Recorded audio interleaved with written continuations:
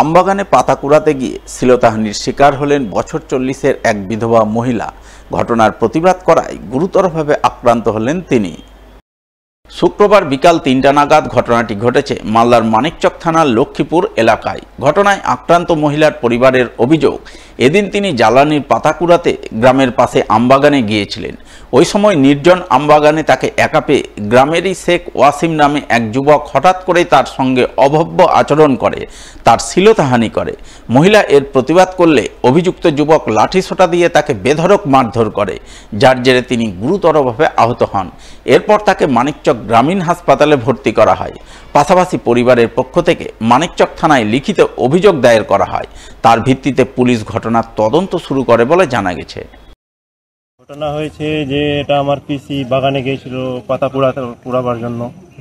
এবার সেখানে একটা ছেলে ওর গ্রামেরই গিয়ে খারাপ কাজের চেষ্টা করেছে ওর সঙ্গে। এবার ও ওখান থেকে বলেছে যে আমি গিয়ে গ্রামে সবাইকে বলবো যে এভাবে তুই চেষ্টা করেছিস আমার সঙ্গে।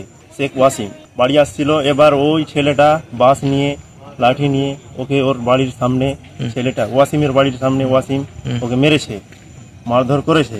এখন কিছুটা মানিকচক হসপিটালে। এখন আমরা চাইছি যে ওকে ধরা হোক, ওর শাস্তিটা দেওয়া হোক, যে এভাবে কেন করলো। ছোট বোন বাগানে গিয়েছিল পাতা কোড়াতে প্রায় 3টা সাড়ে 3টার দিকে। তো ওই গ্রামের একটা ছেলে ওখানে গিয়ে কুপ্রস্তাব করার চেষ্টা করে। আমার বোনটা ওকে উল্টা ধরলো, গেঞ্জিটা ছিঁড়ে ছেলেটা পালিয়ে গেল। তারপরে আমার বোন পাতা কোড়াই করে মাথায় বোঝা নিয়ে বাড়ি যাচ্ছিল। একই রাস্তাতে বাড়ি। ওই ছেলেটা মোটা বাম্বু নিয়ে বের হয়ে আবার ওইখানটায় নিজের ঘরের বাইরে আমার বোনকে মারলো। আমি বোনকে নিয়ে গ্রামের লোকজন আরও আছে, সবাই নিয়ে আত্মীয় স্বজন নিয়ে হসপিটালে নিয়ে আসলাম। তারপরে আমরা পুলিশ কেসও করলাম। ছেলের নাম ওয়াসিম, বাড়ি লক্ষ্মীপুর। আমি চাইছি যে এর শাস্তি হওয়া চাই, ভালো বিচার হওয়া চাই। কারণ আজকে আমার বোনকে এরকম করেছে, কালকে কারো বেটিকে করবে, কারো বোনকে করবে, তো সমাজ দিন দিন নষ্ট হয়ে যাবে। এক গৃহবধূকে মারধর করে জোরপূর্বক বিষ খাইয়ে হত্যার অভিযোগ উঠল স্বামী সহ শ্বশুরবাড়ির লোকজনেদের বিরুদ্ধে। ঘটনাকে ঘিরে জোর চাঞ্চল্য ছড়ালো মালদার হরিশ্চন্দ্রপুর থানার তুলসীহাটা অঞ্চলের সকতল এলাকায়। জানা গেছে মৃত গৃহবধূর নাম আদুরি খাতুন, বাপের বাড়ি হরিশ্চন্দ্রপুরের তুলসীহাটা অঞ্চলের সালালপুর গ্রামে।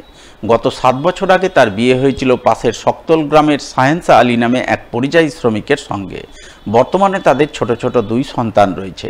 অভিযোগ, বিয়ের কিছুদিন পর থেকেই শ্বশুর বাড়িতে আদুরির উপর শারীরিক ও মানসিক নির্যাতন শুরু হয়। সম্প্রতি সাহেন্সা আলী মাদক নেশায় আসক্ত হয়ে পড়েছিল। আদুরি তার স্বামীকে প্রতিনিয়ত নেশা করতে বারণ করত।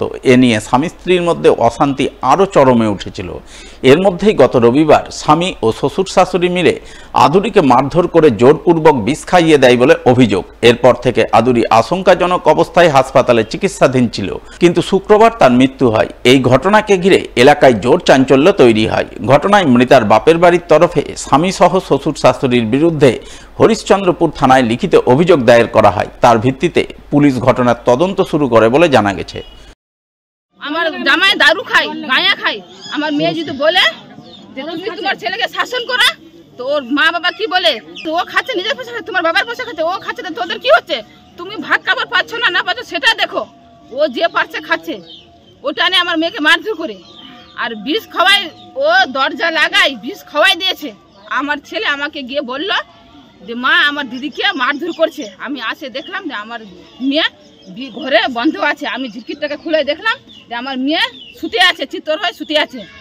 তো আমি মেয়েকে বললাম যে মেয়ে বেটি কি হয়েছে? তো বলছে যে আমাকে সবাই শ্বশুর শাশুড়ি মিলে বিষ খাওয়াই দিয়েছে। তো আমি বলছি যে জামাইকে বলছি নিয়ে চলো, যখন বিষ খাওয়াই দিয়েছেন তো আগে তো রোগীকে বাঁচাতে হবে, তারপরে যে কিছু হবে। বলছে ও ভেলে ওগুলো আমি যাবো না, ওকে ভেলে কেউ নেগাতে যেতে পারবে না, আর আমিও নেগাবো না। ওগুলো ভেলে নটঙ্গি করেছে, মারা গেছে। রবিবারও শুনতে পাইছিলাম, আমি তো সবাই বলছিল আমার বউরা এমনি এমনি বলে মারধর খুব করেছে, বলে বিষ খাইছে, বলে ওর শাশুড়ি ওর এই শ্বশুর মিলে বলে চাপে রাখে বিষ বলে মুখে ঢালে দিয়েছিল বলে। এটা আমি শুনেছিলাম। আমি তাদের এখন মৃত্যু হয়েছে। তো এখন আপনারা কি চাইছেন এটাকে নিয়ে? আমরা শাস্তি চাইছি।